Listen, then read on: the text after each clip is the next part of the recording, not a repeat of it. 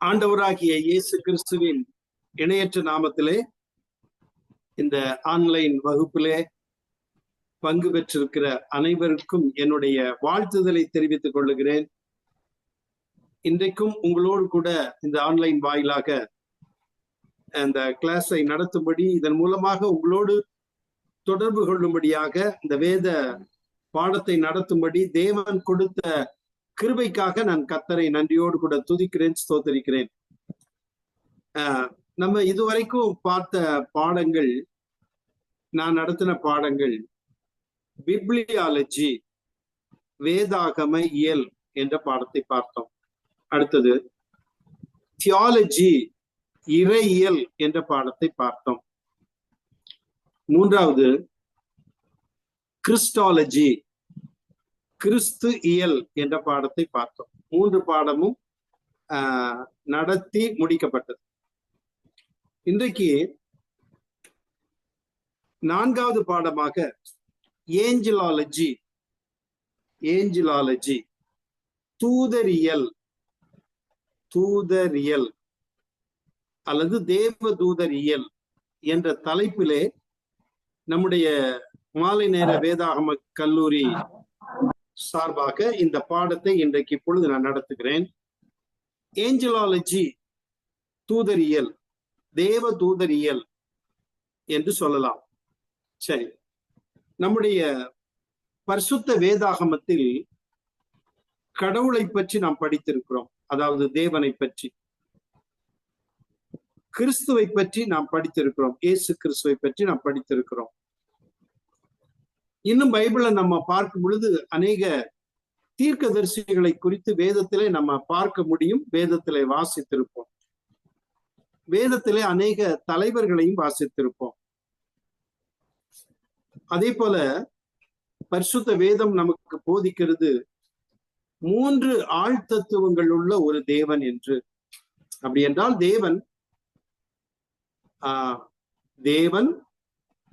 தேவனுடைய குமாரன், கடவுள் அல்லது கடவுளுடைய குமாரன், அடுத்தது பரிசுத்த ஆவியானவர். பிதா, குமாரன், பரிசுத்த ஆவியானவர். இந்த 3 நபர்களை குறித்தும் நாம் வேதத்திலே படித்திருக்கிறோம். அதை குறித்த சில போதனைகளை நாம் திருச்சபைகளில் கேட்டிருக்கலாம் அல்லது போதித்திருப்பார்கள், நீங்கள் கேட்டிருப்பீர்கள். ஆனால் இன்றைக்கு நான் உங்களோடு கூட இந்த ஏஞ்சலாலஜி, தேவ தூதர் இயலில் கற்றுக் கொடுப்பது வேதாகமத்தில் குறிப்பிடப்பட்டிருக்கிற தேவ தூதர்கள். தேவ தூதர்கள் பழைய ஏற்பாட்டிலும் பங்கு பெற்றிருக்கிறார்கள். பழைய ஏற்பாட்டில் உள்ள பரிசுத்தவான்களோடு, தீர்க்கதரிசிகளோடு, மோசே போன்ற தலைவர்களோடு அவர்கள் இடைப்பட்டிருக்கிறார்கள். நற்செய்தியை, செய்திகளை அறிவித்திருக்கிறார்கள். தேவதூதர்கள் கூட்டமாக வந்து செயல்பட்டிருக்கிறதை பழைய ஏற்பாட்டில் பார்க்க முடிகிறது. அதே போல புதிய ஏற்பாட்டிலும் தேவதூதர்கள் வந்து செயல்பட்டிருக்கிறதை பார்க்க முடியும். அதையெல்லாம் நாம் இந்த தூதரியலில் நாம் படிக்க போகிறோம். சரி, முன்னுரையாக நாம் பார்க்க போகிறது ஏஞ்சல்ஸ். நம்ம பொதுவாக ஏஞ்சல்ஸ் சொல்லுவோம். எல்லாரும் எந்த மதத்தினராக இருந்தாலும் ஏஞ்சல்ஸ் அப்படிங்கிற வார்த்தை, ஏஞ்சல் அப்படின்னு பெயர் கூட வைப்பாங்க. ஏஞ்சல்ஸ் அப்படின்னா எல்லாருக்கும் ஒரு பிடித்தமான ஒரு பெயர். ஏஞ்சல்ஸ், ஏஞ்சல் கடவுளுடைய தூதன், தேவனுடைய தூதன், பரலோகத்திலிருந்து வருகின்ற, கடவுளால் அனுப்பப்படுகின்ற ஒரு தூதன் என்பதை நாம் அறிந்திருக்கிறோம். விரும்பி அந்த வார்த்தை கூட சொல்லுகிறோம். ஆனால் அந்த ஏஞ்சல் அப்படிங்கிறதுடைய அர்த்தம் என்ன? Angel means messenger. ஏஞ்சல் என்பதனுடைய அர்த்தம் என்னவென்றால் செய்தியாளர், செய்தியை சொல்லுகிறவர், செய்தியை பகிர்ந்து கொள்ளுகிறவர். தேவனிடத்திலிருந்து செய்திகளை அல்லது பரலோகத்திலிருந்து செய்திகளை பூலோகத்தில் கொண்டு வந்து மக்களுக்கு அந்த செய்தியை அறிவிப்பவர் அவர்தான் தேவதூதன். Angel means messenger. சரி, இதனுடைய Hebrew word மலாக் in the old testament, அதாவது பழைய ஏற்பாட்டிலே ஹீப்ரு வார்த்தை மலாக், MALAKH, மலாக், மலாக் என்று சொல்லப்படுகிறது.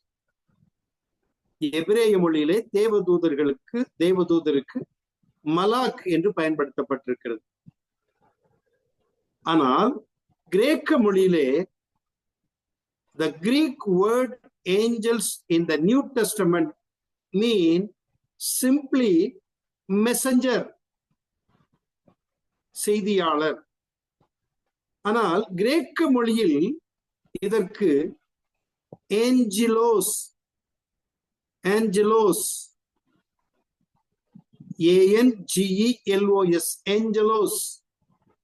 ஏஞ்சலோஸ்,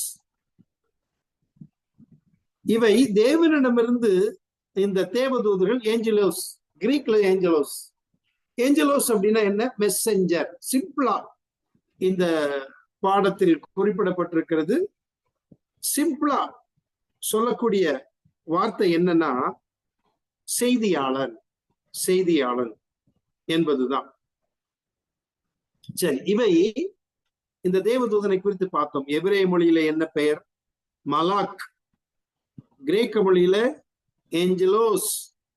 அப்படின்னா அதனுடைய அர்த்தம் என்ன? மெசஞ்சர், செய்தியாளன், செய்திகளை கொண்டு வருகிறவன், செய்தி சொல்லுகிறவன். ரைட். இந்த தேவதூதன் தேவனிடமிருந்து மனிதனிடமிருந்தும் வேறுபட்ட பரலோகவாசிகள்.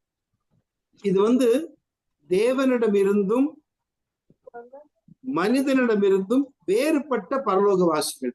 மனிதனும் அல்ல, கடவுள் தேவனும் அல்ல, தேவனுக்கு சமமானவனும் அல்ல.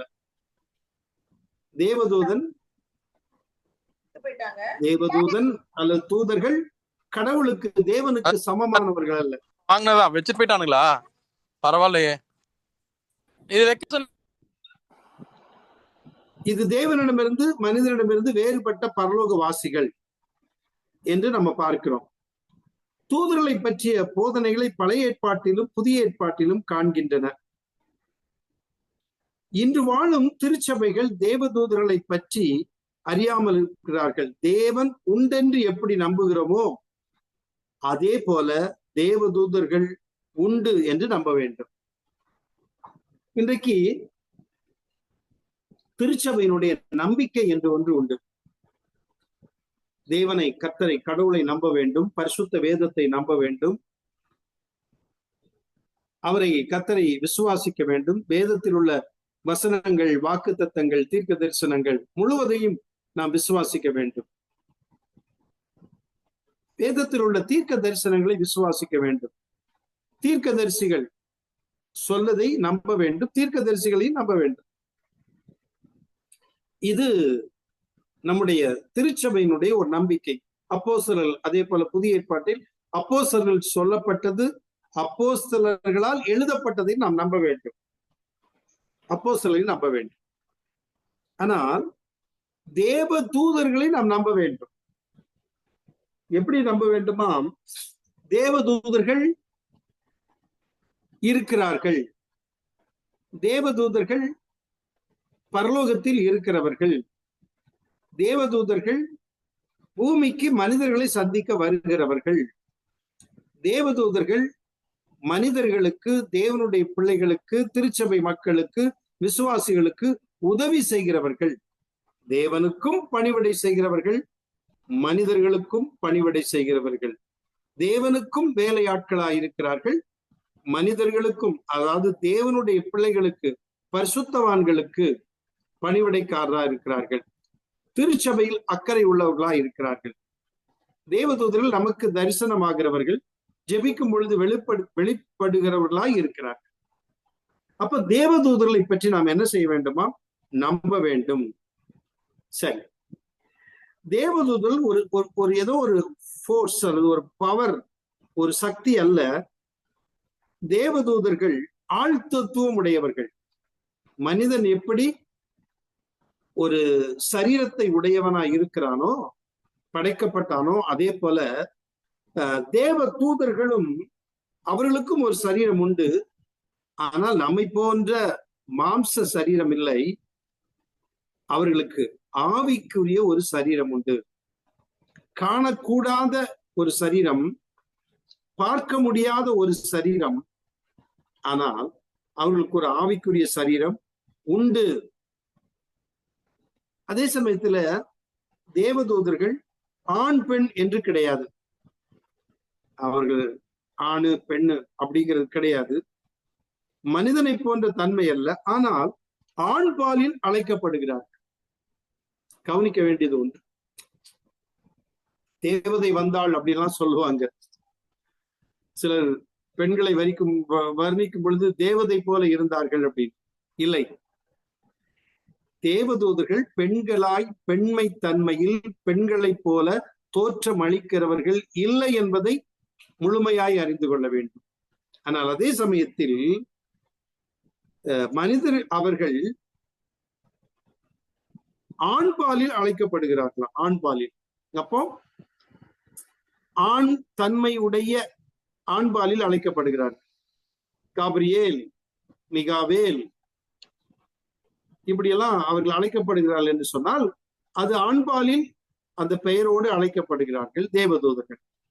பெண் பாலில் அழைக்கப்படுகிறது இல்ல, பெண் தன்மை இல்லை, அவர்கள் ஆண்பாலில் அழைக்கப்படுகிறார்கள். ஆனால் ஆணும் பெண்ணும் என்று உறுதி சொல்வதற்கல்ல, தேவதூதர்கள் தனித்துவம் வாய்ந்தவர்கள். தனித்துவம் வாய்ந்தவர்கள். சரி, சந்தேகம் இருந்தா கூட நீங்க கேட்கலாம். ரைட். தூதர்களின் தோற்றம் அப்படின்னு சொல்லும் பொழுது தேவதூதர்கள் ஆதியாகமம் 1:1 நம்ம பார்க்கும் பொழுது, ஆதியிலே தேவன் வானத்தையும் பூமியையும் சிருஷ்டித்தார் என்று சொல்லப்பட்டிருக்கு. கவனிக்க வேண்டிய ஒரு காரியம், பூமி உருவாவதற்கு முன்பதே தேவதூதர்கள் சிருஷ்டிக்கப்பட்டார்கள் என்று சொல்லப்படுகிறது. தேவதூதர்கள் தானாய் தோன்றினவர்கள் அல்ல, அவர்களாய் தோன்றினவர்கள் அல்ல. தேவதூதர்கள் கடவுளால், தேவனால் படைக்கப்பட்டவர்கள், உண்டாக்கப்பட்டவர்கள், சிருஷ்டிக்கப்பட்டவர்கள். நம்மை தேவன் எப்படி மண்ணிலிருந்து உருவாக்கினாரோ அதே போல தேவதூதர்களை தேவன் பரலோகத்தில் வாசம் செய்யும்படியாக, தேவனை தொழுது கொள்ளும்படியாக, பணிந்து கொள்ளும்படியாக, ஆராதிக்கும்படியாக பரலோகவாசிகளாய் தேவன் தேவதூதர்களை சிருஷ்டித்தார் என்பது உண்மை. சரி, இங்கே பாடத்திட்டத்தில் உள்ளதை நம்ம பார்க்கும் பொழுது, நீர் ஒருவரே கர்த்தர், நீர் வானங்களையும் வானாதி வானங்களையும் அவைகளுடைய சர்வ சேனைகளையும் பூமியையும் அதில் உள்ள எல்லாவற்றையும் சமுத்திரங்களையும் அவையில் உள்ள எல்லாவற்றையும் உண்டாக்கினீர். கவனிக்கணுங்க, நீர் ஒருவரே கர்த்தர், நீர் வானங்களையும் வானாதி வானங்களையும் அவைகளுடைய சர்வ சேனைகளையும், அதாவது சர்வ சேனைகளையும் அப்படின்னு சொல்லப்பட்டிருக்கு. கவனிக்கணும். அது மட்டுமல்ல, நீ எல்லாவற்றையும் உண்டாக்கினீர், அவைகளையெல்லாம் நீர் காப்பாற்றுகிறீர். வான சேனைகள் உம்மை பணிந்து கொள்ளுகின்றன. நெகேமியா 9:6. என்ன? வான சேனைகள் உம்மை பணிந்து கொள்ளுகிறது. நெகேமியா 9:6. பாருங்க, இது வேற ஒரு மொழிபெயர்ப்புல நான் அதை வாசிக்கிறேன். அதாவது ஈஸி டு ரீட் வெர்சன் அப்படிங்கிற ஆங்கில வேதாகமத்தினுடைய தமிழாக்கத்தை நான் உங்களுக்கு சொல்லுகிறேன். இந்த வான சேனைகள் இருக்கு பார்த்தீங்களா, வான சேனைகள் உம்மை பணிந்து கொள்ளுகிறது, நெகேமியா 9:6.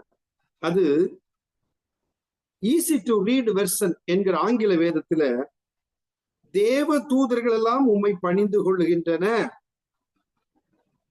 என்று மொழிபெயர்க்கப்பட்டிருக்கிறது. அப்ப வானசேனை எது? தேவ தூதர்கள் என்பதை இங்கே குறிப்பிடப்பட்டிருக்கிறது. உங்களிடத்தில் கொடுக்கப்பட்டிருக்கிற அந்த பாடத்திட்டத்தில் அது தெளிவாய் இருக்கிறது. சரி, அப்ப அவருக்குள் சகலமும் சிருஷ்டிக்கப்பட்டது என்று கொலோசையர் 1:16 வாசிக்கிறது. யாருக்குள்? கிறிஸ்துவுக்குள் சகலமும் சிருஷ்டிக்கப்பட்டது. அப்ப அதுக்குள்ள இன்க்ளூடிங் ஏஞ்சல்ஸ், தேவ தூதர்கள், கடவுளால் தேவனால் படைக்கப்பட்ட பரலோகவாசிகள். உலகத்தில் உள்ள அனைத்தையும் உண்டாக்கினவர் ஒரே கடவுள், ஒரே ஆண்டவன், ஒரே தெய்வம். அவர் சிருஷ்டிகர்த்தர், எல்லாவற்றையும் உண்டாக்கினவர், எல்லாவற்றையும் படைத்தவர். அப்போ தேவ தூதர்களும் அவரால் சிருஷ்டிக்கப்பட்டவர்கள் தான். நீங்கள் யாவரும் அவரை துதியுங்கள், சங்கீதம் 148:2. தேவ தூதர்கள் மனிதர்களிலும் சற்று மேலானவர்கள், மேன்மையாய் உண்டாக்கினார் என்று சங்கீதம் 8:5 வாசிக்கிறோம். நான் அந்த வசனத்தை உங்களுக்காக நான் வாசிக்க விரும்புகிறேன். சங்கீதம் 8:5 நான் வாசிக்கிறேன்.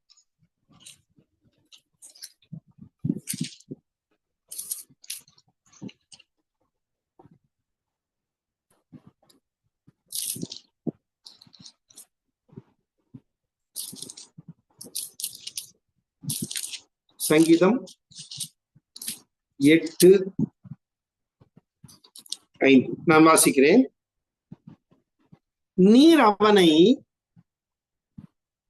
தேவதூதரிலும் சற்று சிறியவனாக்கினீர், மகிமையினாலும் கனத்தினாலும் அவனை முடிசூட்டினீர் என்று சங்கீதம் 8:5 வாசிக்கிறோம். எப்படியா? நீர் அவனை, மனிதனை, தேவதூதரிலும் சற்று சிறியவனாக்கினீர். அப்படின்னா கடவுள் மனிதனை படைக்கும் பொழுது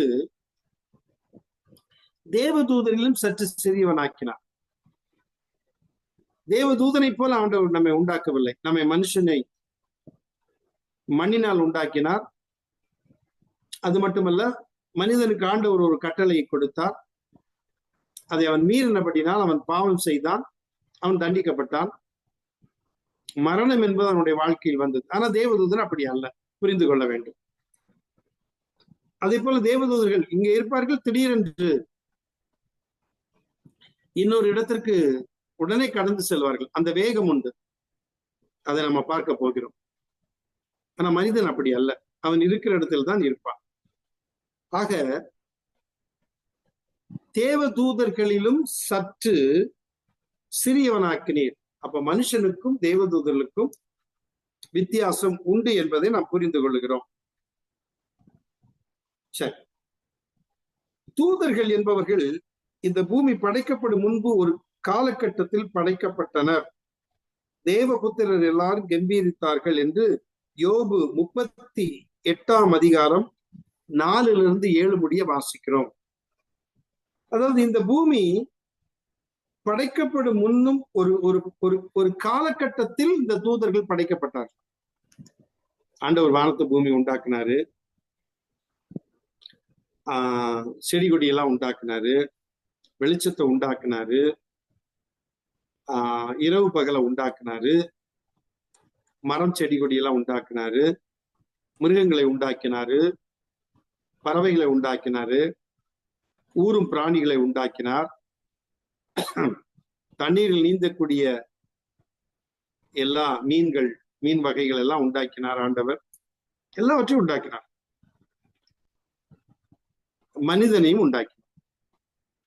நம்ம வேதத்துல வாசிக்கிறோம்.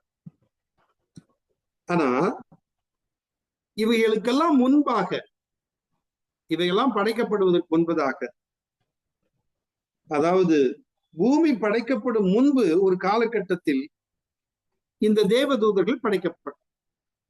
அப்ப நமக்கு சீனியர் அவங்க, நமக்கு முந்தி படைக்கப்பட்டவர்கள் தேவதூதர்கள்.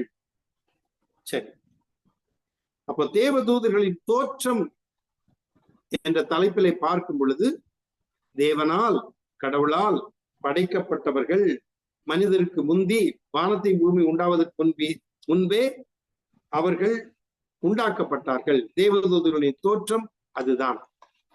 சரி, தூதர்களுடைய எண்ணிக்கை, ஆண்டவர் மனுஷனை ஒருத்தனை தான் படைச்சார். அவனுக்கு துணையாக ஏவாளை படைச்சார் இல்ல, மனிதன் ஒருவன். மல்கியாவுல வாசிக்கிறோம், நீர் ஒருவனை அல்லவா படைத்தீர், உம்மிடத்தில் ஆவி பரிபூர்ணமா இருக்கு, ஏன் பின்ன ஒருவனை படைத்தீர், தேவ பக்தி உள்ள சந்ததியை பெரும்படிக்குத்தானே அப்படின்னு நம்ம பார்க்கிறோம். அதாவது தேவ பக்தி உள்ள ஒரு சந்ததியை அவன் பெற்றெடுக்க வேண்டும், பெருக வேண்டும் அப்படின்னு. ஆனா தூதர்கள் அப்படி அல்ல, கவனிக்கணும். தூதருடைய எண்ணிக்கை நம்ம கணக்கிட்டு சொல்ல முடியாது, கணக்கிடப்பட முடியாததாக உள்ளது. தூதருடைய எண்ணிக்கை எப்படின்னா, இவ்வளவுதான் இருக்காங்க, ஒரு 10,000 இருக்குமா, 20,000 இருக்குமா அப்படின்னு நம்மளால சொல்ல முடியாது. எண்ணிக்கைக்கு அடங்காதவர்கள். அதற்கு லூக்கா 2ஆம் அதிகாரம், லூக்கா 2ஆம் அதிகாரத்துல 13-14 வசனம் குறிப்பிடப்பட்டிருக்கிறது. நான் வாசிக்கிறேன். அந்த சனமே பரமசேனையின் திரள் அந்த தூதனுடனே தோன்றி, பரமசேனையின் திரள், பரலோகத்தில் உள்ள அந்த ஒரு பெரிய சேனை கூட்டம் அந்த தூதனுடனே தோன்றி, உன்னதத்தில் இருக்கிற தேவனுக்கு மகிமையும் பூமியிலே சமாதானமும் மனுஷர் மேல் பிரியமும் உண்டாவதாக என்று சொல்லி தேவனை துதித்தார்கள். தேவ தூதர்கள் அவர்களை விட்டு பரலோகத்துக்கு போன பின்பு அப்படின்னு போட்டிருக்கு. தேவ தூதர்கள், அதாவது மேய்ப்பர்களுக்கு மந்தையை காத்து கொண்டிருக்கும் பொழுது இயேசு கிறிஸ்துனுடைய பிறப்பின் நற்செய்தியை தேவதூதர்கள் சொல்லுகிறார்கள். அவ்வேளையிலே கர்த்தருடைய தூதன் அவர்களிடத்தில் வந்து நின்றார். கர்த்தருடைய மகிமை அவர்களை சுற்றிலும் பிரகாசித்தது. அவர்கள் மிகவும் பயந்தார்கள். தேவதூதன் அவர்களை நோக்கி, ஒரு தூதன். ஆனால் நற்செய்தி அறிவித்த பிறகு திடீரென்று பரமசேனை திரள் அந்த தூதனுடனே தோன்றி, உன்னதத்தில் இருக்கிற தேவனுக்கு மகிமையும் பூமியிலே சமாதானமும் மனுஷன் மேல் பிரியமும் உண்டாவதாக என்று சொல்லி தேவனை துதித்தார்களாம். எப்பொழுது ஆண்டவராக இயேசு கிறிஸ்து இந்த பூமியிலே, இந்த உலகத்திலே ஒரு மனித குழந்தையாக மேசியா பிறந்திருக்கும் பொழுது தேவதூதர்கள் தோன்றினார். அப்போ அநேக தேவதூதர்கள் தோன்றினார். அது மட்டுமல்ல, வெளிப்படுத்தின விசேஷம் 5:11 வாசிக்கும் பொழுது, வெளிப்படுத்தின விசேஷம் 5:11 வாசிக்கும் பொழுது, 5:11 வாசிக்கிறேன். பின்னும் நான் பார்த்தபோது சிங்காசனத்தையும் ஜீவன்களையும் மூப்பர்களையும் சூழ்ந்திருந்த அநேக தூதர்களுடைய சத்தத்தையும் கேட்டேன். சூழ்ந்திருந்த அநேக தூதர்களுடைய சத்தம், அநேக தூதர்கள். அப்படி என்றால் எண்ணிக்கைக்கு அடங்காதவைகள். நல்லா கவனிக்கணும். தூதர்களை விரல் விட்டு எண்ணிட முடியாது. உலக ஜனத்தொகை எவ்வளவு என்பது கணக்கிட்டிருக்கிறோம். இந்தியாவின் ஜனத்தொகை எவ்வளவுன்னு கணக்கிட்டிருக்கிறோம். ஆனா பரலோகத்தில் இருக்கக்கூடிய தேவ தூதர்களுடைய எண்ணிக்கையை கணக்கிட முடியாது. எண்ணிலடங்காத நிறைய தூதர்கள் படைக்கப்பட்டார்கள், பரலோகத்தில் இருக்கிறார்கள், தேவனை ஆராதித்துக் கொண்டிருக்கிறார். சரி, இப்போ நம்ம என்ன பார்த்தோம்? தேவ தூதர்களின் தோற்றம், அது மட்டுமல்ல அவர்கள் எண்ணிக்கைக்கு அடங்காதவர்களாய் இருக்கிறார். நிறைய பேர் இருக்காங்க. தேவதூதர்கள் தோற்றம் என்று சொன்ன கடவுளால் தேவனால் படைக்கப்பட்டவர்கள். அவர்கள் தானாய் உண்டானவர்கள் அல்ல, தேவனுக்கு கட்டுப்பட்டவர்கள், தேவனால் சிருஷ்டிக்கப்பட்டவர்கள். இரண்டாவது, தேவதூதர்களின் இருப்பிடம். தேவதூதர் எங்க இருக்காங்க? அவங்க வசிக்கிற இடம், வாசம் பண்ணுகிற இடம் எங்க அப்படின்னா, பைபிள் வசனம் சொல்லுகிறது, மத்தேயு 24 மத்தேயு 24 மத்தேயு 24 36 மத்தேயு 24 36 நான் வாசிக்கிறேன். அந்த நாளையும் அந்த நாளிகையையும் என் பிதா ஒருவர் தவிர மற்றொருவரும் அறியான், பரலோகத்தில் உள்ள தூதர்களும் அறியார்கள். பரலோகத்தில் உள்ள தூதர்களும் அறியார்கள் அப்படின்னு குறிப்பிடப்பட்டிருக்கிறது. மத்தேயு எழுதின சுவிசேஷத்தில் 24ஆம் அதிகாரம் 36ஆம் வசனம். அப்போ தேவதூதருடைய இருப்பிடம் எது? பரலோகத்தில் இருக்கார்கள். அங்க இருந்தா பூமி விசிட் பண்றாங்க, வர்றாங்க, அங்க இருந்தா செய்தி எல்லாம் கொண்டு வர்றாங்க. சரியா? அப்போ தேவதூதருடைய தோற்றத்தை பார்த்தோம். அதுக்கு முந்தி முன்னுரையில பார்த்தோம் தேவதூதர்கள் என்றால் யாரு, அதனுடைய பெயரினுடைய அர்த்தம் என்னன்னு பார்த்தோம். அடுத்தது தேவதூதருடைய தோற்றத்தை பார்த்தோம்.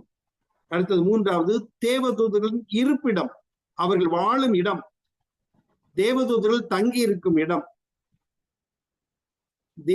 தேவதூதர்கள் இருக்கக்கூடிய இருப்பிடம் எங்கே? வசனம் தெளிவா சொல்லுகிறது, பரலோகத்தில் உள்ள தூதர்களும் அறியார்கள். அப்போ பரலோகத்தில், வானலோகத்தில் தேவன் இருக்கக்கூடிய அந்த இடத்திலே தேவதூதர்கள் இருக்கிறார்கள். ஆண்டவராக இயேசு கிறிஸ்துவை அவர்கள் ஆராதித்துக் கொண்டு இருக்கிறார்கள். சரி, அப்போ பரலோகத்தில் உள்ள தூதர்கள் என்று மத்தேயுல நம்ம பார்த்தோம். அநேக தூதர்களுடைய சத்தத்தை கேட்டேன் என்று இப்பதான் நம்ம பார்த்தோம். வெளிப்படுத்தின விசேஷம் 5:11. அப்போ நிறைய தூதர்கள் கூட்டம் அங்க பரலோகத்தில் இருக்கிறது. அதான் அவருடைய இருப்பிடம். ரைட். மூன்றாவது, தூதர்கள் இருப்பிடம் பார்த்தோம். மூன்றாவது, தூதர்களின் தன்மைகள், தூதர்களின் இயல்பு. இப்போ மனுஷனுக்கு தன்மை இருக்கு பார்த்தீங்களா? மனுஷத்தன்மை. மனுஷன் புத்தியை காட்டிட்டான்ல அப்படிப்பாங்கல்ல, மனிதனுக்கு தன்மை இருக்கு. மனிதன் எப்படிப்பட்டவன் என்பது மனிதனுடைய தன்மை. அதுல அது ஒரு தனி சப்ஜெக்ட் இருக்கு. ஆந்த்ரோபாலஜி, மானிடவியல் அப்படின்னு ஒரு சப்ஜெக்ட் இருக்கு சிஸ்டமேட்டிக் தியாலஜில. அது தூதரியல்ல பார்க்கும் பொழுது தூதர்களின் தன்மைகள் அல்லது தூதர்களின் இயல்பு என்னன்னா, சங்கீதம் 104:4 பார்க்கும் பொழுது, சங்கீதம் 104:4 வாசிக்கும் பொழுது நான் வாசிக்கிறேன், கவனிங்க. நான் பைபிள் உங்களுக்காக நானே படிக்கிறேன். நீங்க படிக்க ரொம்ப தேடுவீங்க, லேட் ஆகும். சிலர் எடுத்தாலும் படிக்கலாமா வேண்டாமான்னு யோசிப்பீங்க. சோ நானே வாசிச்சேன். சங்கீதம் 104:4 வசனம், தம்முடைய தூதர்களை காற்றுகளாகவும் தம்முடைய ஊழியக்காரரை அக்கினி ஜுவாலைகளாகவும் செய்கிறார். அப்போ தம்முடைய தூதர்களை காற்றுகளாகவும், தூதர்களை குறித்து அவருடைய இயல்புகள் என்ன? காற்று போலவர்கள். அப்படியே காற்றுல மிதக்கிற மாதிரி, காற்று மாதிரி பறந்து போயிடுவாங்க தேவதூதர்கள். தம்முடைய தூதர்களை காற்றுகளாகவும் அப்படின்னு போட்டிருக்கு. அடுத்தது, எபிரேயர் 1:14 வாசிக்கும் பொழுது, எபிரேயர் 1:14 நான் வாசிக்கிறேன்.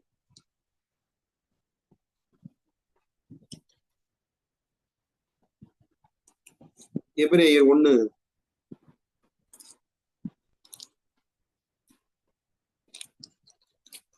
எபிரேயர் 1:14 நான் வாசிக்கிறேன். ரட்சிப்பை சுதந்திரிக்க போகிறவர்களின் நிமித்தமாக ஊழியம் செய்யும்படிக்கு அவர்கள் எல்லாரும் அனுப்பப்படும் பணிவிடை ஆவிகளாய் இருக்கிறார்கள் அல்லவா? அனுப்பப்படும் பணிவிடை ஆவிகளாய் இருக்கிறார்கள் அல்லவா அப்படின்னு சொல்லப்பட்டிருக்கு. முதல்ல பார்த்தோம் அவருடைய இயல்புல அவர்கள் காற்றுகளாகவும், அடுத்தது பணிவிடை ஆவிகள், சேவை செய்கிற ஒரு ஆவி அப்படின்னு சொல்லப்பட்டது. முதல்ல காற்றுகள், காற்றுன்னு பார்த்தோம். இரண்டாவது ஆவி, பணிவிடை ஆவிகள், ஸ்பிரிட்டா இருக்காங்க. ஆனா ஸ்பிரிட்டா இருக்காங்கன்னா உருவம் அற்றவர்கள் அல்ல. நல்லா புரிந்து கொள்ளணும். தேவ தூதர்களுக்கு உருவம் இருக்கிறது, சரீரம் இருக்கிறது. அது எப்படிப்பட்ட சரீரம்? ஆவியினால் உருவாக்கப்படுகிற ஆவிக்குரிய ஒரு சரீரம், ஆவிக்குரிய சரீரம்.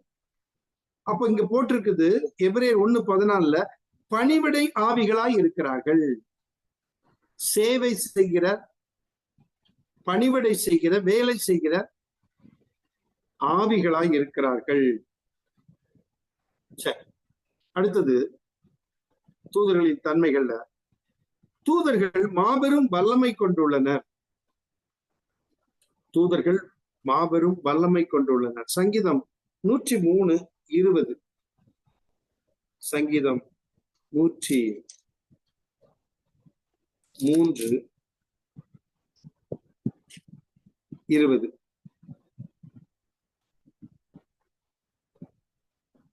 103:20. கர்த்தருடைய வார்த்தையை கேட்டு அவருடைய வசனத்தின்படி செய்கிற பலத்த சௌரியவான்களாகிய அவருடைய தூதர்களே. கவனிச்சிங்களா? நான் வாசிச்ச பகுதியில கர்த்தருடைய வார்த்தையை கேட்டு தேவதூதர்கள் என்ன செய்யறாங்களா? கர்த்தருடைய வார்த்தையை கேட்டு அவருடைய வசனத்தின்படி செய்கிற, அவருடைய வசனம் என்ன சொல்லுகிறோ அதன்படி செய்கிற பலத்த சௌரியவான்களாகிய, எப்படி? பலத்த சௌரியவான்களாகிய அவருடைய தூதர்களே அவரை துதியுங்கள். அவங்க எப்படிப்பட்டவங்களா? பலத்த சௌரியவான்களா. பலத்த, அதாவது தூதர்கள் மாபெரும் வல்லமை கொண்டுள்ளவர்கள். சங்கீதம் 103:20 நம்ம பார்த்தோம். அது மட்டுமல்ல, அதிக பலனையும் வல்லமையும் உடைய தூதர்கள், அதிக வல்லமை பலனும் கொண்ட தூதர்கள். வெளிப்படுத்தின விசேஷம் 7:1 நம்ம வாசிக்கும் பொழுது, நான் வாசிக்கிறேன். இவைகளுக்கு பின்பு பூமியின் 4 திசைகளிலும் 4 தூதர்கள் என்று பூமியின் மேலாவது, சமுத்திரத்தின் மேலாவது, ஒரு மரத்தின் மேலாவது காற்று அடியாதபடிக்கு பூமியின் 4 காற்றுகளையும் பிடித்திருக்க கண்டேன். பூமியின் 4 காற்றுகளையும் பிடித்திருக்க கண்டேன். 4 திசையில் உள்ள அந்த காற்றுகளை பிடித்திருக்க கண்டேன். அப்ப தூதர்கள் எப்படிப்பட்டவர்கள்? பலனையும் வல்லமையும் உடையவர்கள் என்பது தெரிகிறது. அன்பானவர்களே, அவர் தூதருடைய தன்மை பாருங்களேன்.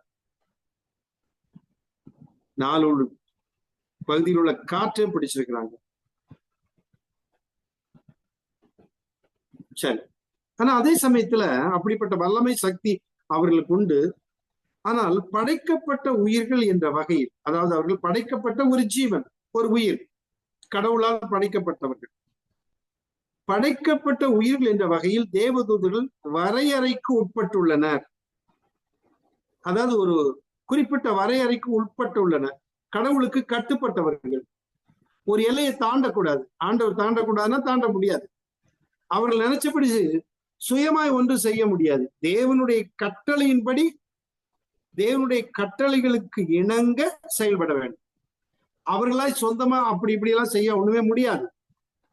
அப்போ படைக்கப்பட்ட உயிர்கள் என்ற வகையில் தேவதூதர்கள் வரையறைக்கு உட்பட்டுள்ளனர். அதுக்கு வசனம் மத்தேயு 24:36 நம்ம ஏற்கனவே பார்த்தோம். பரலோகத்தில் உள்ள தூதர்களும் அறியார்கள். என்ன அறியார்கள்? கர்த்தராகிய இயேசு கிறிஸ்துவினுடைய 2ஆம் வருகை அவர்களுக்கு தெரியாது, அவர்கள் அறியார்கள். அதான். சரி, அடுத்தது வரையறைக்கு உட்பட்டவர்கள் அப்படின்னா மனுஷனை போல சில தன்மைகள் இருக்கு. தேவதூதர்களும் ஆசையாய் இருந்தார்கள், ஆசைப்பட்டிருக்காங்க. எதற்கு ஆசைப்பட்டாங்க? எதற்கு ஆசைப்பட்டாங்களா? கவனிங்க, 1 பேதுரு 1 பேதுரு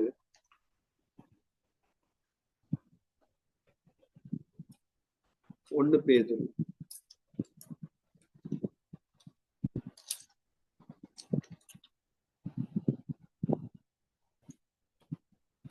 1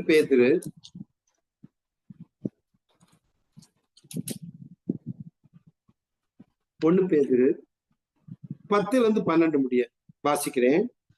10-12 முடிய. அதுல 12ஆம் வசனத்தை நான் வாசிக்கிறேன். இப்போ அவர்கள் எதில் ஆசையா இருந்தார்களா?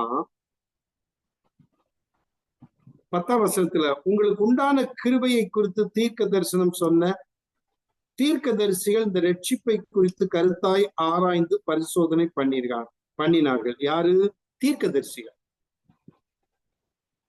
இந்த ரட்சிப்பை குறித்து கருத்தாய் ஆராய்ந்து பரிசோதனை பண்ணினார்கள் அப்படின்ட்டு 11ஆம் வசனம், தங்களில் உள்ள கிறிஸ்துவின் ஆவியானவர் கிறிஸ்துவுக்கு உண்டாகும் பாடுகளையும் அவைகளுக்கு பின்வரும் மகிமைகளையும் முன்னறிவித்த போது இன்ன காலத்தை குறித்தார் என்பதையும் அந்த காலத்தின் விசேஷம் இன்னதென்பதையும் ஆராய்ந்தார்கள்.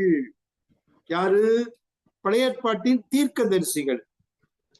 அதுக்கு பிறகு 12ஆம் வசனம், தங்கள் நிமித்தம் அல்ல நமது நிமித்தமே இவைகளை தெரிவித்தார்கள் என்று அவர்களுக்கு வெளியாக்கப்பட்டது அப்படின்னு போட்டுட்டு, பரலோகத்திலிருந்து அனுப்பப்பட்ட பரிசுத்த ஆவியினாலே உங்களுக்கு சுவிசேஷத்தை பிரசங்கித்தவர்களை கொண்டு, பரிசுத்த ஆவியினாலே உங்களுக்கு சுவிசேஷத்தை பிரசங்கித்தவர்களை கொண்டு இவைகள் இப்பொழுது உங்களுக்கு அறிவிக்கப்பட்டு வருகிறது என்று பேதுரு தன்னுடைய நிருபத்திலே ஊழியத்தை குறித்த காரியத்தை மென்ஷன் பண்றார். இவைகள் இப்பொழுது உங்களுக்கு அறிவிக்கப்பட்டு வருகிறது அப்படின்ட்டு இவைகளை உற்று பார்க்க தேவ தூதரும் ஆசையா இருக்கிறார்கள். எவைகளை? இந்த தீர்க்கதரிசிகள் சொல்லப்பட்டது. அது மட்டுமல்ல, பரலோகத்திலிருந்து அனுப்பப்பட்ட பரிசுத்த ஆவியினாலே உங்களுக்கு சுவிசேஷத்தை பிரசங்கித்தவர்களை கொண்டு இவைகள் இப்பொழுது உங்களுக்கு அறிவிக்கப்பட்டு வருகிறது, சுவிசேஷம் அறிவிக்கப்பட்டு வருகிறது, ஊழியம் செய்யப்பட்டு வருகிறது.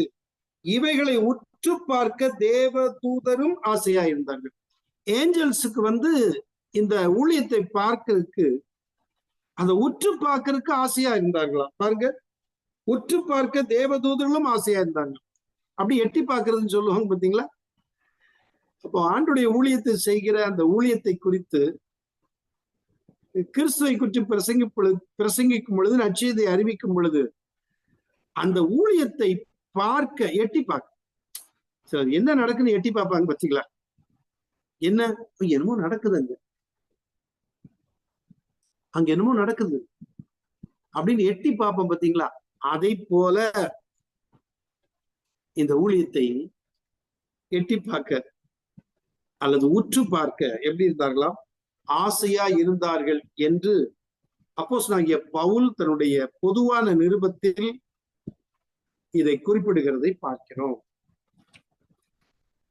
எதுக்கு நான் சொல்றேன்னா, வரையறைக்கு உட்பட்டவர்கள், சரிதானா? ரைட். அடுத்தது, தூதர்கள் திருமணம் செய்து கொள்வதோ அல்லது இனப்பெருக்கம் செய்வதோ இல்லை. அவர்கள் ஆண்பாலினம் ஆவார்கள். ஆனால் தேவதூதர்கள் மேரேஜ் பண்ண முடியாது. அப்படின்னா பரலோகத்துல நிறைய கல்யாணம் நடக்கும் தேவதூதர். நான் ஏற்கனவே சொன்னேன், ஆண் என்று பெண்ணும் என்று அல்ல, தேவதூதர்கள். ஆனால் ஆண்பாலில் அழைக்கப்படுகிறார். அவர்களுக்கு மனுஷன் சரீரத்தை போல ஆண் சரீரம் பெண் சரீரம் போல அப்படி இல்லை, ஆவிக்குரிய ஒரு சரீரம். தேவதூதர்கள் திருமணம் செய்து கொள்வது இல்லை, இனப்பெருக்கம் செய்ய முடியாது. ஏன்? அவர்களுக்கு அது சரீரம் மாம்சமும் இரத்தமும் உடையவர்கள் அல்ல, ஆவிக்குரிய சரீரத்தை உடையவர்கள் தேவதூதர்கள்.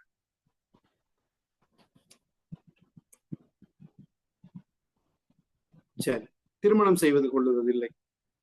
அடுத்தது, தூதர்கள் இறப்பதில்லை, செத்து போறதில்லை. லூக்கா 20:36 நம்ம பார்க்கும் பொழுது அதாவது தேவதூதர்கள் இறப்பதில்லை, அவர்களுக்கு சாவு கிடையாது, சாவு கிடையாது. அடுத்தது, தேவதூதர்கள் சில வேளையில் மனிதர்கள் போல வருவதுண்டு. தேவதூதர்ல பார்த்தோம்னா சில சமயம் மனுஷன் வர்றது போல என்ன செய்வாங்களாம், வருவாங்களாம். எபிரேயர் 13:2 நல்லா கவனிங்க. ஒரு சம்பவத்தை, ஒரு நிகழ்வை உங்களுக்கு நான் சொல்றேன். ஒரு முறை செயின்ட் அகஸ்டின் ஒரு பெரிய தியாலஜியன். அவர் என்ன செய்தாராம், ஒரு கடற்கரை ஓரம் அங்கும் இங்கும் நடந்து கொண்டிருந்த அவர் என்ன அப்படின்னா, ஏதோ ஒன்றை சிந்தித்துக் கொண்டே இருந்தார். எதை சிந்தித்தார் என்றால், பிதா, குமாரன், பரிசுத்த ஆவியானவர், அவர் எப்படிப்பட்டவர், எப்படி தன்மை உள்ளவர் என்பதை யோசித்து அந்த பிதா, குமாரன், பரிசுத்த ஆவியானவரை குறித்து திங்க் பண்ணிட்டு இருந்தார், யோசித்து நடந்துட்டு இருந்தார். இது எப்படி பிதா குமாரன் எப்படி ஒன்றா இருக்கிறார்கள் என்ன அப்படிங்கிற குழப்பத்துல அங்கே நடந்து கொண்டிருந்தார், சிந்தித்துக் கொண்டிருந்தார் கடற்கரை ஓரத்துல. ஒரு பெரிய தியாலஜியன். அப்போ அவருக்கு முன்பாக ஒரு சின்ன பையன் தோன்றினான். அவன் என்ன செய்தான், அவருக்கு முன்பாக அங்கிங்கும் ஓடி கடற்கரையில போய் என்ன பண்ணா, ஒரு பெரிய சிப்பி எடுத்து, நல்ல பெரிய சிப்பி, அந்த பெரிய சிப்பியில தண்ணி, கடல்ல உள்ள தண்ணி எடுத்து கடற்கரையில ஒரு பெரிய குழி தோண்டி வச்சிருந்தான். பெரிய குழி, மணல் தான் எடுத்து எல்லாமே சீக்கிரம், நல்ல பெரிய குழி தோண்டி இந்த சிப்பியில கடல்ல உள்ள தண்ணி எல்லாம் எடுத்துட்டு போய் ஊத்திட்டே இருந்தான். செயின்ட் அகஸ்டினுடைய பார்வை அவன் மேல் பட்டது. அவர் அந்த பையனை கூப்பிட்டு, இங்க வாடா, என்ன செய்யறேன்னு கேட்டார். அந்த பையன் சொன்னா, நான் தோண்டி வைத்திருக்கிற அந்த சின்ன குழியில இந்த கடல் சிப்பி, பெரிய சிப்பியில உள்ள சிப்பி எடுத்துட்டு போய் கடல்ல உள்ள தண்ணியெல்லாம் எடுத்து அந்த குழிய நிரப்ப போறேன், கடல் தண்ணியை எல்லாத்தையும் எடுத்து ஊத்திடுவேன் அப்படின்னா. எப்படி?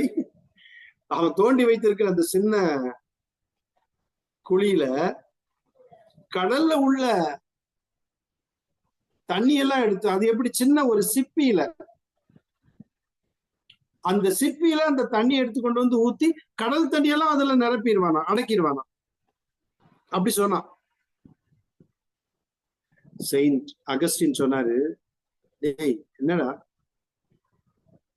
இந்த சின்ன குழியில இந்த சின்ன சிப்பி எடுத்துக்கொண்டு போய் அவ்வளோ பெரிய கடல் தண்ணீரை எடுத்து எல்லாத்தையும் இதுல நிரப்பிடுவியா அப்படின்னு கேட்டார். உடனே அந்த பையன் சொன்னா, அப்படின்னா உன் சின்ன மூளையில, இத்தனோடு சின்ன மூளையில பிதா, குமாரன், பரிசுத்தாவியானவராகிய அவ்வளோ பெரிய தேவனை உன்னால முழுவதும் புரிந்து உன் மூளைக்குள்ள அடக்கி கொள்ள முடியுமா அப்படின்னு கேட்டுட்டு அவருக்கு முன்னால் இருக்க அந்த பையன் மறைஞ்சு போயிட்டான். அதிர்ச்சி அடைஞ்சிட்டார். அவர் அதிர்ச்சி அடைந்து கடவுள் தேவன் ஒரு பையனை போல ஒரு தூதனை அனுப்பி எனக்கு ஒரு பெரிய பாடத்தை கற்றுக் கொடுத்தார். எவ்வளவு பெரிய தப்பு! என் சின்ன மூலையில பிதா குமாரன் பரிசுத்த ஆவியானவரை முழுமையும் புரிந்து கொள்ள முடியுமா?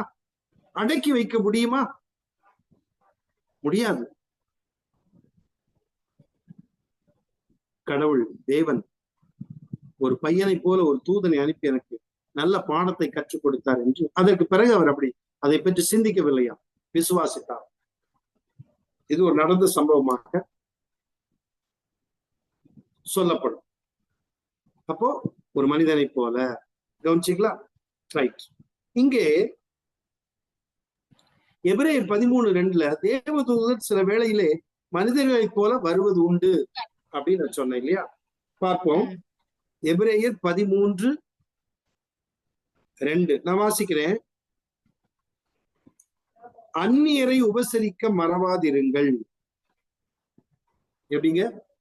அந்நியரை உபசரிக்க மறவாதிருங்கள். நம்ம சில வேளையில நம்ம வீட்டுல தர்மம் கேட்பாங்க, பிச்சை கேட்பாங்க, அல்லது சில உதவி கேட்பாங்க. இன்றைக்கு மாலையில் கூட நான் ஜெராக்ஸ் எடுத்துட்டு கீழே இறங்கி வரும் பொழுது, ஐயா ஏதாவது கொடுங்க அப்படின்னு ஒரு அம்மா கேட்டுச்சு. உட்கார்ந்து இருந்தாங்க தரையில. ஒரு சின்ன ஒரு டிச்சு மாதிரி இருக்கு அந்த பக்கத்துல. நான் உடனே என் கையில இருந்த பணத்தை போய் சேஞ்ச் பண்ணி அவங்கள்ட்ட, அம்மா எனக்கு கொஞ்சம் சேஞ்சா கொடுங்கன்னு சொல்லி அந்த அம்மா கையில கொடுத்தேன். அவங்க கூப்பிட்டாங்க. சில வேளையில சில பெரியவர்கள் ஐயா சாப்பிட கொடுங்கும்போது நம்ம உதவி செய்வோம். நம்ம எல்லாரும் செய்வோம். நமக்கு அந்த குணம் உண்டு. இங்க வசனம் சொல்லுகிறது, அந்நியரை உபசரிக்க மறவாதிருங்கள். நல்லா கவனிங்க. ஏழையா இருப்பாங்க, வீட்டுல உங்க வீட்டுக்கு வரலாம், நம்ம வீட்டுக்கு வரலாம், உதவி கேட்கலாம். சில சமயம் கோவப்படுவோம், சில சமயம் எரிச்சல் அடைவோம், சில சமயம் இல்லம்போம், சில சமயம் விரட்டி விடுவோம். அப்படி செய்யக்கூடாது. நான் யார் வந்தாலும் சரி, ஆண்டவராக இயேசு கிறிஸ்துவின் நற்செய்தியை சொல்லி அவங்களுக்கு உதவி செய்வேன். இந்த வசனம் சொல்லுகிறது, அந்நியரை உபசரிக்க மறவாதிருங்கள், அதனாலே சிலர் அறியாமல் தேவதூதரையும் உபசரித்ததுண்டே. பாத்தீங்களா? அப்ப அந்நியர ஏழை மக்களை உபசரிக்கிறது எவ்வளவு முக்கியமான காரியம். மனிதனை போல சில வேளைகளிலே தெய்வதூதர்கள் வருவது உண்டு என்று ஆராய்ச்சியாளர்கள் அல்லது வேத பண்டிதர்கள், பரிசுத்தவான்கள், தேவனுடைய ஊழியக்காரர்கள் சொல்லுகிறார். வந்திருக்காங்க, தோற்றம் அளித்திருக்கிறாங்க, வீட்டை கூட விசிட் பண்ணியிருக்காங்க. நம்ம இந்த ஸ்டடியில கூட பின்னால நம்ம பார்க்கும் பொழுது அது ஒரு 2-3 சம்பவத்தை பார்க்க போகும். உண்மை, வர்றாங்க. அப்ப இந்த வசனம் சொல்லுகிறது, அந்நியரை உபசரிக்க மறவாதிருங்கள், அதனாலே சிலர் அறியாமல் தேவதூதரையும் உபசரித்ததுண்டே. தேவ தூதர்களை கூட நம்ம என்ன செய்யறோம்? உபசரிக்கிறோம். அப்ப நீங்க யாரெல்லாம் அந்நியரை உபசரிக்கிறீங்களோ தெரியாது. சில வேளைகள்ல யாராவது ஒருத்தருக்கு நம்ம இரக்கம் பாராட்டி உதவி செய்வோம். தேவதூதரையும் அறியாமல் உபசரிக்கிறது உண்டு என்பதை மறந்து விடாதீர்கள். மனிதர்களைப் போல சில வேளைகளிலே தேவதூதர்கள் வருவது உண்டு. சரி, அடுத்தது 4வது, தூதர்களின் ஆழ்தன்மை. நம்ம எதெல்லாம் பார்த்திருக்கோம்? நான் ரொம்ப எளிய முறையிலே மனசுல பதிகிறபடி சொல்லிட்டு வரேன். தேவதூதன்னா என்ன அர்த்தம் பார்த்தோம், அதனுடைய பொருள் பார்த்தோம், மெசஞ்சர். அடுத்தது தூதர்களின் தோற்றம் பார்த்தோம் 2. அடுத்தது தேவதூதர்களின் இருப்பிடம் பார்த்தோம். அடுத்தது தேவதூதர்களின் தன்மைகள், தூதர்களின் இயல்பு பார்த்தோம். இப்போ தூதர்களின் ஆழ்தன்மை பார்த்தோம். தூதர்களின் ஆழ்தன்மை, அவற்றுக்கு ஆழ்தன்மை உண்டு. தேவதூதர்களுக்கு என்ன உண்டா? டைம் இன்னும் ஒரு 10 நிமிடம் எடுத்துக் கொள்கிறேன். தூதர்களின் ஆழ்தன்மை, தேவதூதர்களுக்கு ஒரு ஆழ்தன்மை, அது ஒரு ஒரு ஒரு பர்சன், ஒரு பர்சன். நம்ம பரிசுத்த ஆவியானவர் சொல்லும் பொழுது holy spirit is a person, ஆள் தத்துவம் உடையவர். ஒரு சும்மா சாதாரண ஒரு சக்தி, ஒரு பவர், ஒரு வல்லமை அல்ல. அதே போல தேவ தூதர்கள் ஆவியாய் படைக்கப்பட்டிருக்கிறார்கள். ஆவிக்குரிய ஒரு சரீரம் உண்டு, ஆழ்தன்மை உண்டு. இவற்றுக்கு ஆழ்தன்மை உண்டு. அப்படின்னா அறிவு, உணர்ச்சி, தொடர்புடைய செயல்பாடுகள், தெரிந்தெடுக்கும் ஆற்றல், சித்தம் ஆகியன உண்டு. இவைகளுக்கு அதெல்லாம் உண்டு என்பதாக குறிப்பிடப்படுகிறது.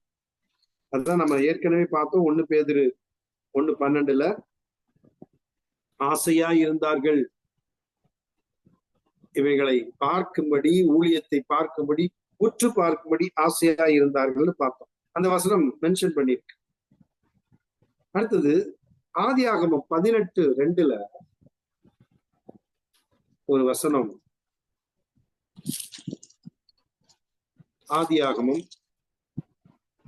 18:2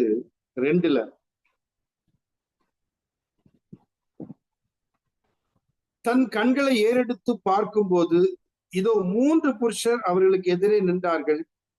அவரை கண்டவுடன் அவன் கூடார வாசலிலிருந்து அவர்களுக்கு எதிர்கொண்டு ஓடி தரைமட்டு குனிந்து, ஆண்டவரே, உம்முடைய கண்களில் எனக்கு கிருபை கிடைத்ததானால் நீர் உமது அடியானை விட்டு கடந்து போக வேண்டாம், கொஞ்சம் தண்ணீர் கொண்டு வரட்டும், உங்கள் கால்களை கழுவ மரத்தடியில் சாய்ந்து கொண்டு இருங்கள் அப்படின்னு சொல்றது ஆபிரகாம் சொல்றத பாக்குறோம். இங்க அந்த உபசரிப்பை அவங்க இன்வைட் பண்றத, ஆபிரகாம் இன்வைட் பண்றத, அவங்க ரிசீவ் பண்றத என்ன செய்தாங்க? ஏற்றுக்கொள்கிறார். அப்போ தேவ தூதர்கள் தொடர்புடைய ஆற்றல் உள்ளவர்கள், சித்தம் ஆகிய உண்டு. தேவதூதர்கள் ஆசைப்படுறாங்க, மனுஷனிடத்துல மனுஷனை போல வந்து செயல்படுகிறார்கள். இதை நம்மால் பார்க்க முடியாது.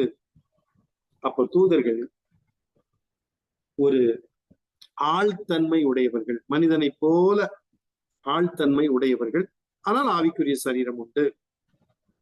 சரி, நிறைவாக 5வது தூதர்களின் பிரிவுகள். முக்கியமான 2 பிரிவுகள் தூதர்களுக்கு உண்டு. 2 பிரிவு. ஒன்று பரிசுத்த தூதர்கள். மார்க்கு 8:38 மார்க்கு 8:38 நான் வாசிக்கிறேன். மார்க்கு 8:38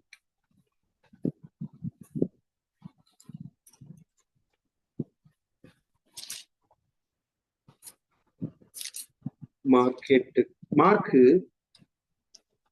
8:38 பாருங்க. அதுல போட்டு பின்பகுதியை வாசிக்கிறேன். தமது பிதாவின் மகிமை பொருந்தினவராய் ஆண்டவராய் இயேசு கிறிஸ்து வரும் பொழுது, அவருடைய வருகையில தமது பிதாவின் மகிமை பொருந்தினவராய் பரிசுத்த தூதர்களோடு கூட வரும்போது, எப்படிங்க? பரிசுத்த தூதர்களோடு வரும் பொழுது. அப்ப தூதர்கள் 2 முக்கியமான பிரிவு. அதுல பரிசுத்த தூதர்களுடைய பிரிவை நம்ம பார்க்க போறோம். ஆனா ஒன்று விழுந்து போன தூதர்கள், அது பிசாசு. இன்னொன்று தேவனுக்கு கீழ்ப்படிந்த தேவதூதர்கள், கடவுளுக்கு கட்டுப்பட்டவர்கள், கடவுளுக்கு பணிவிடை செய்கிறவர்கள், அதே சமயத்தில் மனிதர்களுக்கும் பணிவிடை செய்கிறவர்கள், உதவி செய்கிறவர்கள் தேவதூதர்கள். அவர்கள் யார்?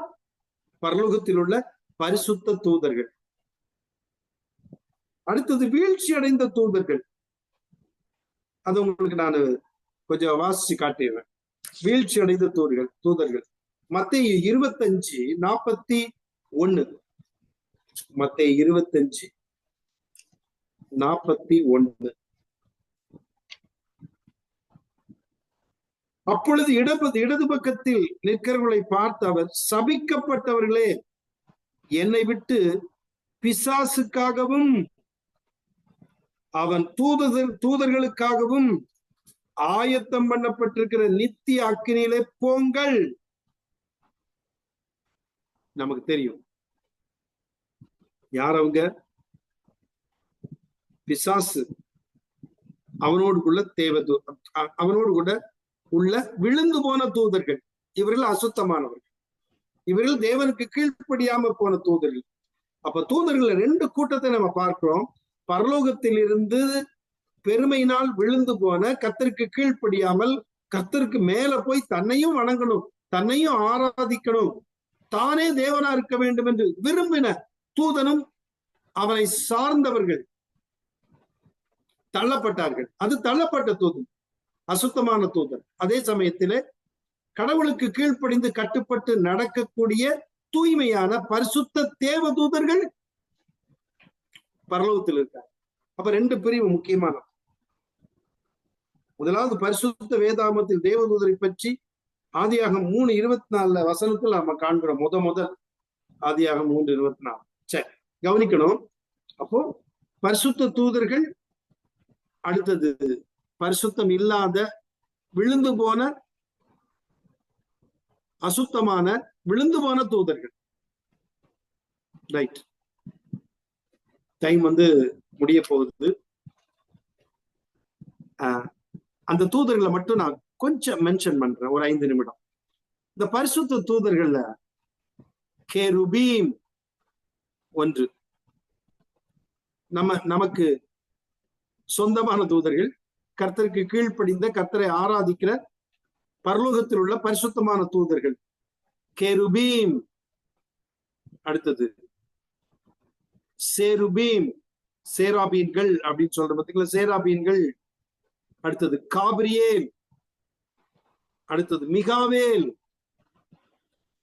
அடுத்தது son of God, morning stars, watchers, throne, powers, rulers, authorities, angels அப்படின்னு பிரிவுகள் இருக்கு. இந்த பிரிவுகளை பேசினா ரொம்ப நேரம் ஆயிரும்.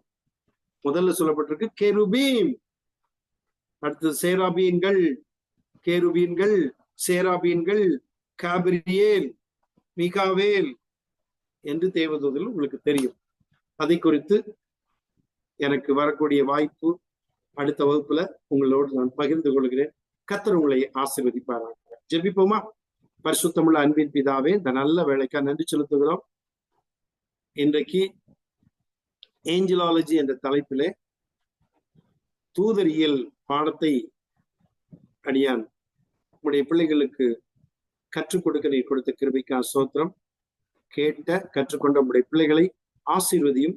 தேவதூதர்களை குறித்த ஒரு அறிவும், தேவதூதர்கள் எங்களுக்கு சொந்தமானவர்கள், நாங்கள் கூப்பிடும்போது அவர்கள் வருவார்கள், எங்களுக்கு பணிவிடை செய்வார்கள், பரிசுத்த தேவதூதர்கள் என்பதை அறிந்து கொள்ளக்கூடிய அறிவை உடைய பிள்ளைகளுக்கு தருவீராக. உடைய பிள்ளைகள் கேட்ட உடைய பிள்ளைகள் ஒவ்வொருவரையும் ஆசீர்வதியும். இயேசு கிறிஸ்துவ நாமத்தில் ஜெபிக்கிறேன் அன்பின் பிதா, ஆமென். கர்த்தர் உங்களை ஆசீர்வதிப்பாராக. Thank you sir. எப்படி இருந்துச்சு சார்? நல்லா இருந்ததுங்க சார். இன்னைக்குதான் ஏஞ்சலாலஜி பத்தி, ஏஞ்சல்கள் பத்தி, தூதர்கள் பத்தி விவரம் தெரிஞ்சது சார். நன்றி. Okay, thank you. God bless you. இன்னும் அடுத்த கிளாஸ்ல உங்களோட இன்னும் அதிகமா அந்த பரிசுத்த தேவதூதருடைய பிரிவை நான் உங்களோடு கூட பகிர்ந்து கொள்கிறேன், கற்றுக் கொடுக்கிறேன். சரி, சார்ல்ஸ். Okay, ready.